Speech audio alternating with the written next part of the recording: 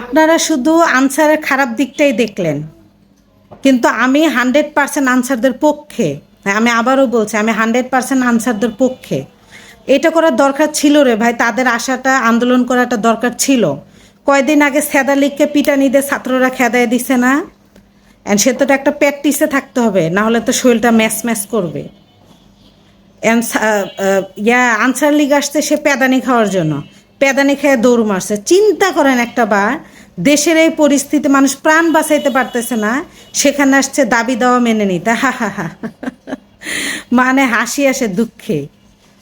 কয়দিন পরেও তো এটা করতে পারতেন। আপনাদের পাশায় যে ফায়ার ব্রিগেড দিয়ে একবার দৌড় দেন না, এটাই তো বেশি। আবার ছাত্রদেরকে শরীরে হাত দিতে আসছেন, মারতে আসছেন না?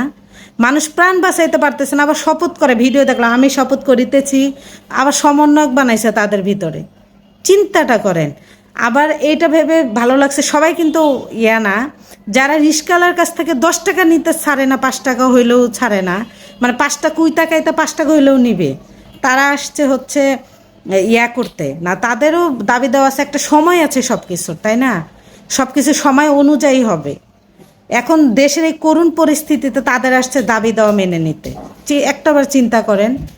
আবার আরেকটা দেখলাম যে অনেকে চেনেই না, তাহলে ওনাদের একটা মাথায় একটা নলেজ থাকা উচিত ছিল যে দেশের এখন অবস্থা ভালো না, মানে যে কোনো মানে দুষ্কারীরা দেশের ভিতরে আবার একটা গন্ডগোল করার চেষ্টা করতেছে।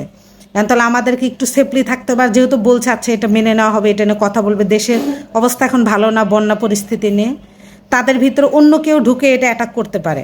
সেইটাই কিন্তু হয়েছে। আমরা নিউজে দেখলাম যে হচ্ছে মানে অনেক চেনেই না, অনেকেরা চেনেই না, যে আনসার বলতেছে আমরা চিনি না, আমাদেরকে সেনাবাহিনী আর হচ্ছে ছাত্র ভাইরা বাঁচাইছে। চিন্তা করেন একবার। আর একগুলো হচ্ছে এরকম শপথ নিতেছে যে আমরা শপথ করিতেছি যে মানে দাবি না নেওয়া, মেনে নেওয়া পর্যন্ত রাস্তায় উঠবে না। কিন্তু এগুলো করবে না দেশের এই পরিস্থিতিতে। ধন্যবাদ।